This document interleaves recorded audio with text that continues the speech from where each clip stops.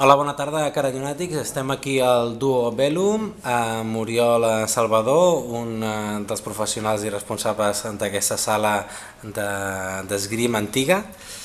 Exacte, és antiga o històrica, a vegades també preferim dir, sí.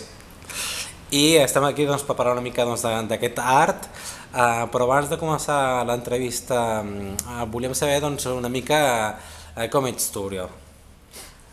Com sóc jo? Bé, jo soc professor d'esgrima històrica des de fa uns 10 anys, fa 11 anys que practico per això.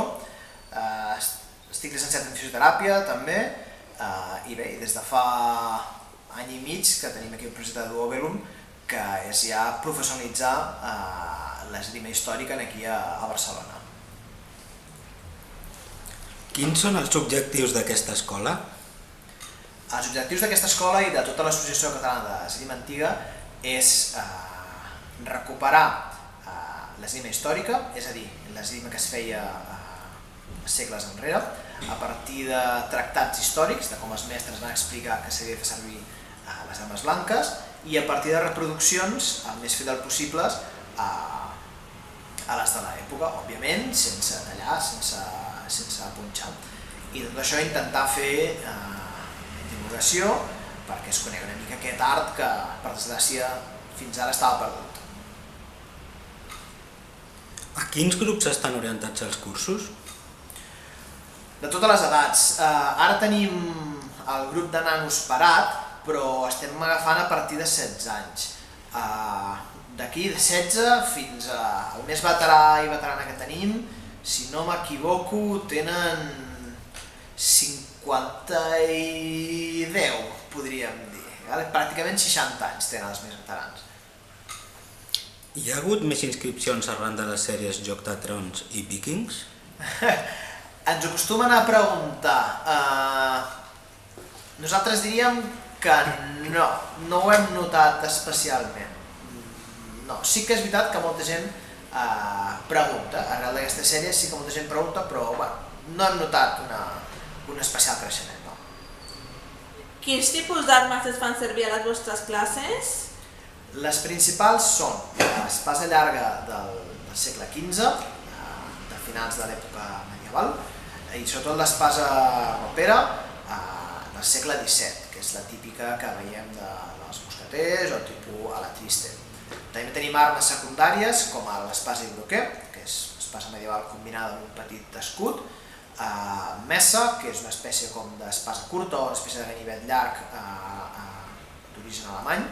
I després també tenim algunes armes complementàries, com pot ser el sabre de duel, l'espadí o altres, però aquestes són les principals. Què fa falta per apuntar-se? Moltes ganes i ja està. El material deixem tot nosaltres, o sigui, armes, proteccions, careta, guants, ho deixem tot nosaltres. L'únic que s'ha de tenir és ganes de descobrir aquest art perdut i ganes de fer l'espasa, l'únic que fa falta. Feu exhibicions o conferències o trobades? Quina és la propera? En fem bastants, hem sortit un cop a la televisió, hem sortit a alguna entrevista, com ara, hem estat diversos anys a la FanCon, hem estat bastants anys a la Japan Weekend, hem fet algunes exhibicions a escoles, a museus. Ara sí els que tenim més propers, si no m'equivoco, em sembla que és el Lightsaber Days, que és de temàtica de Star Wars, però anirem allà a explicar que també, no com un Jedi, però també podem ensenyar a fer servir l'espasa, que és una mica el que tenim així proper.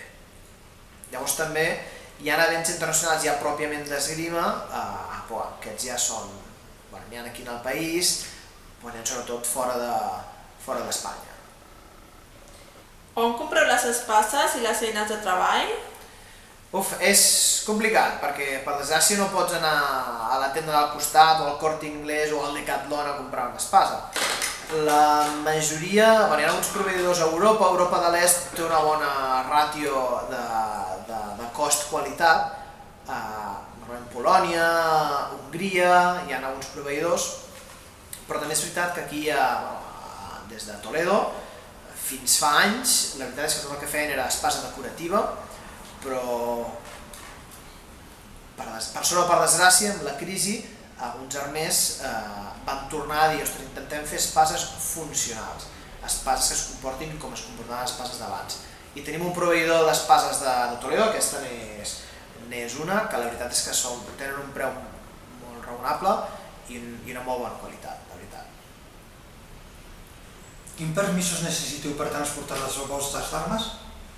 Doncs el mateix permís que necessitaria algú que, m'ho invento, ha de portar un bat de béisbol per jugar a béisbol. D'acord? Què vol dir això? Que no estan tipificades com a armes, són objectes d'entrenament. Nosaltres sí que expedim un carnet perquè en cas d'alguna cosa aquesta persona pugui dir no, és que jo faig esgrima històrica. Ara, com tot, 2 dits de seny, 2 dits de fora, una mica de seny. No és el mateix anar amb la teva bossa d'entrenament, amb la teva espasa, un dimecres a la tarda, a les 6 de la tarda, que estar un dissabte a la nit en un lloc de gresca amb l'espasa fora. Òbviament, amb una mica de seny no passa res. Heu pensat en dirigir-vos a les escoles per promocionar la vostra activitat? Ho hem fet alguns cops per fer una mica de divulgació, sobretot perquè ve a ser trencar una mica els típics mites que hi ha de l'edat mitjana, de les armes i armadures de l'edat mitjana, i ha resultat interessant. Nosaltres fem cursos per nanos, ara ho tenim una mica parat, però fem cursos per nanos a partir de 10 anys, de 10 a 15 anys. Sí que és veritat que ho hem d'adaptar perquè, encara que sembli estrany, l'esgrima històrica és molt més complexa del que un es podria imaginar. Molts cops els nanos potser al principi és potser massa informació, per això ho hem d'adaptar i fer-ho més senzill per ells. I per acabar, contra qui no lluitaries? Contra D'Artagnan, Escarmuig o Conan? Ostres! Contra Conan. Doncs moltíssimes gràcies per aquesta entrevista. Pots recordar on us pot trobar la gent físicament? Físicament estem al carrer Ramon Turró número 11 i virtualment ens podeu trobar buscant www.duobellum.com. Doncs moltíssimes gràcies per aquest temps que ens has dedicat i que no sé com s'acomiadarien els cavallers després de... Saludant? Fins la propera. Fins la propera.